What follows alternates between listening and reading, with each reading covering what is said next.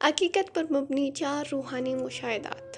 Number 1، وہ گھر جس کے صحن سے درخت کاٹ دیا جائے وہ گھر کبھی آباد نہیں رہتا۔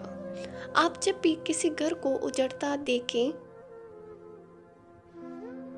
آپ تحقیق کر کے دیکھ لیں، اس گھر کی بربادی درخت کاٹنے سے شروع ہوگی۔ چنانچہ آپ کے گھر میں اگر کوئی پرانا درخت ہے تو آپ اسے ارگز نہ کاٹیں، آپ کا گھر ہمیشہ آباد رہے گا۔ یہ وہ حقیقت ہے جس کی وجہ سے اولیاء کرام پوری زندگی درخت لگاتے اور درختوں کی حفاظت کرتے رہے۔ نمبر 2، جس گھر سے پرندوں، جانوروں اور چینٹیوں کو رزق ملتا رہے، اس گھر سے کبھی رزق ختم نہیں ہوتا۔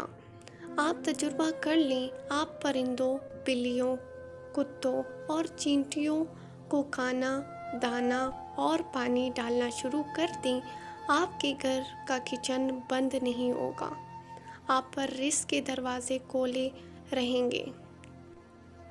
آپ کو انبیاء اور اولیاء کے مزارات پر کبوتر، کوے، مور، بلیاں اور چونٹیاں کیوں ملتی ہیں؟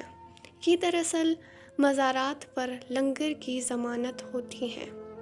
نمبر 3، اللہ تعالیٰ غریبوں میں کپڑے تقسیم کرنے والوں کو کبھی بے عزت نہیں ہونے دیتا۔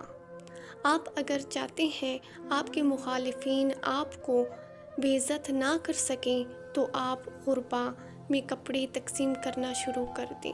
بالخصوص آپ غریب بچوں کو لباس اور چادریں لے کر دینا شروع کر دیں، آپ مرنے کے بعد تک باعزت رہیں گے۔ آپ کا بڑی سے بڑا مخالف بھی آپ کی بے عزتی نہیں کر سکے گا۔ چنانچہ آپ لوگوں کی ستر پوشی کا بندوبست کریں، اللہ آپ کی برہنگی ڈھانپ دے گا۔ نمبر 4، آپ اگر اپنی راہ سے بھٹکے ہوئے اولاد کو راہ راست پر لانا چاہتے ہیں تو آپ غریب بچیوں کی شادیاں کروا دیں، آپ کی اولاد نیک ہو جائے گی۔